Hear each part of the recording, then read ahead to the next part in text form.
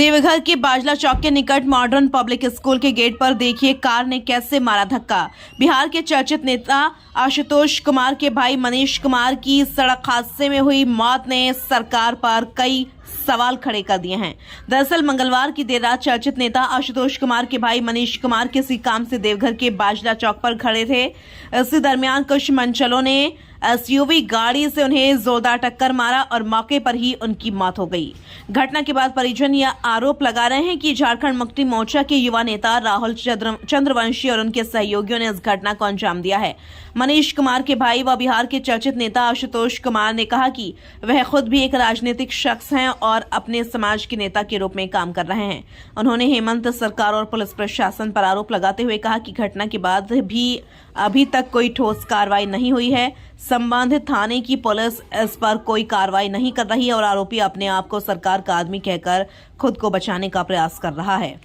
देखिए, सारा चीज़ स्पष्ट है। एक एक चीज़ का 2, 3, 4 एंगल से सीसीटीवी फुटेज जो हम लोगों ने खंगाला, तो सभी तरफ से सीसीटीवी फुटेज निकालने के बाद ये स्पष्ट हो गया है कि ये आदतन अपराधी लोग हैं जिन्होंने भी इस घटना को अंजाम दिया है। और ये कोई अचानक से या कोई गलतफहमी में हो जाने वाली घटना नहीं है, जानबूझकर किया गया है। रॉन्ग साइड में जाकर रोड से 20 फुट से अधिक दूरी पर जहां व्यक्ति गेट के पास खड़ा है वहां इतना जोरदार टक्कर मारना कि गेट, दीवार और बिजली का खंभा सब कुछ तोड़कर गाड़ी अंदर घुस जाना। उसके बाद जो बच्चे थे उनके परिजन आए, जो लड़के गाड़ी चला रहे थे, जो शरारती तत्व के थे, उनके परिजन आए और परिजनों ने अपने आप को यहाँ के सत्ताधारी दल का पदाधिकारी का हवाला देकर, एक नाम आया है राहुल चंद्रवंशी, शायद यहाँ युवा झामुमो के अध्यक्ष हैं, वो पिस्टल लहराते हुए इनके साथ जो लोग वहाँ काम करते थे, जिन्होंने कोशिश की कि भाई इनको जल्दी से जल्दी बचाया जाए, हॉस्पिटल ले जाया जाए, हॉस्पिटल तक नहीं ले जाने दिया गया, थप्पड़ से मारा गया,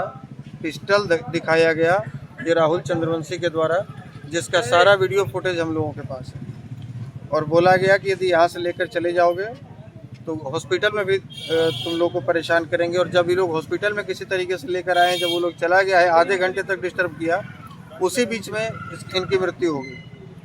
उनका मकसद ही था कि किसी भी तरह की तरीके से हम हॉस्पिटल जाने से रोके और ये मर जाए। और जब ये लोग छोड़कर भागा है, जो मार पीट रहा था, उसके बाद जब ये लोग हॉस्पिटल लेकर आए तो हॉस्पिटल में 50 लोगों को रात में भेजा है वो अपने गुंडा को। तो हम तो आप सभी मीडिया चैनल के बंधु यहाँ पर हैं और आप सबों के माध्यम से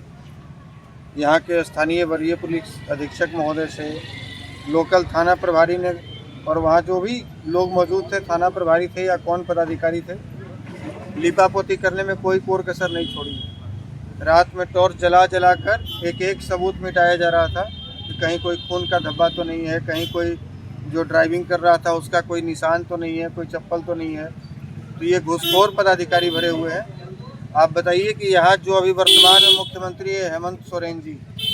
उनकी पत्नी जब वो जेल में थे तो स्टार प्रचारक के रूप में चुनाव प्रचार कर रही थी और गांडे विधानसभा से चुनाव लड़ रही थी।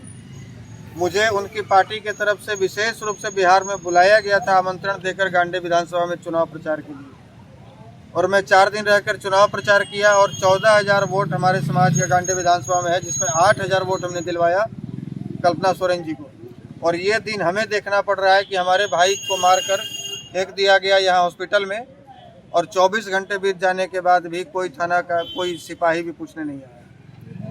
तो जब इतने लोगों को जिसको आमंत्रित करके आप बिहार से बुलाए अपने चुनाव प्रचार में, जब आपका बुरा दिन था तो आपके चुनाव प्रचार में आए, उसके भाई के साथ, जब सगे भाई के साथ होने पर आप इस प्रकार की कर सकते हैं, तो आम जनों के लिए आपके प्रशासन के लोग कितने मुस्तैद होते होंगे। तो हम चाहते हैं कि आपकी ये खबर ये पहुंचे माननीय मुख्यमंत्री जी तक कि ये आपके लोग हैं जो थाने में बैठे हुए थाना चला रहे हैं कि दलाली कर रहे हैं। यहाँ वो धमकी दे रहा था पिस्टल दिखाकर राहुल चंद्रवंशी, और कह रहा था कि यहाँ मेरी मर्जी से थाना प्रभारी बदलता है, मेरी मर्जी से डीएसपी का ट्रांसफ़र होता है। तो ये क्यों नहीं कह देता कि झारखंड में हम ही सरकार चला रहे हैं।